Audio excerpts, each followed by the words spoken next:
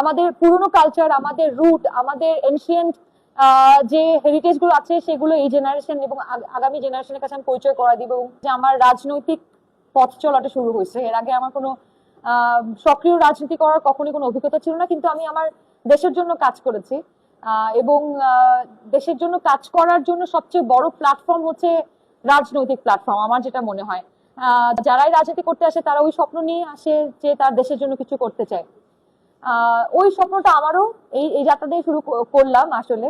তো যাত্রার শুরুতেই এত গুণী মানুষজন, আম, আম, এত সবার হেল্প পাচ্ছে, এত দোয়া পাচ্ছি, এত ভালোবাসা পাচ্ছি, সাপোর্ট পাচ্ছি।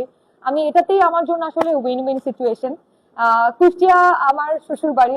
আমরা মানে আমি আপনাদের অঞ্চলের বউ, আমার হাজবেন্ড তার আসলে তার আসলে তার অনুপ্রেরণাতেই আমি আসলে এখানে এসেছি।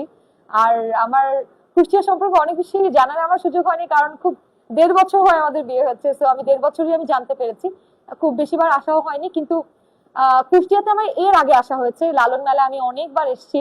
লালন মেলা নিয়ে আমার একটা সুন্দর ভিডিও আছে, সবাই দেখেছে।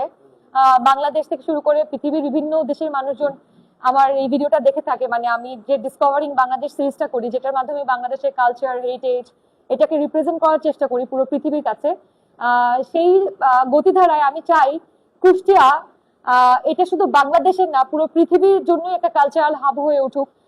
পুরো পৃথিবীর মানুষ যেরকম কুশিলাতে যায়, মিউজিক্যাল ফেস্টিভ্যাল গুলোতে যায়, সেরকম লালন মেলাতে আসতো এবং আসে। আমি বিশ্বাস করি আরো আসবে, যখন আমরা আমাদের এই নতুন জেনারেশন, আমি এই জেনারেশন থেকে বিলং করি, তো আমি বিশ্বাস করি আমি আমার থ্রোতে আমাদের পুরনো কালচার, আমাদের রুট, আমাদের এনশিয়েন্ট যে হেরিটেজ গুলো আছে সেগুলো এই জেনারেশন এবং আগামী জেনারেশনের কাছে আমি পরিচয় করা দিব এবং পৃথিবীর কাছে পরিচয় করা দিব। আমি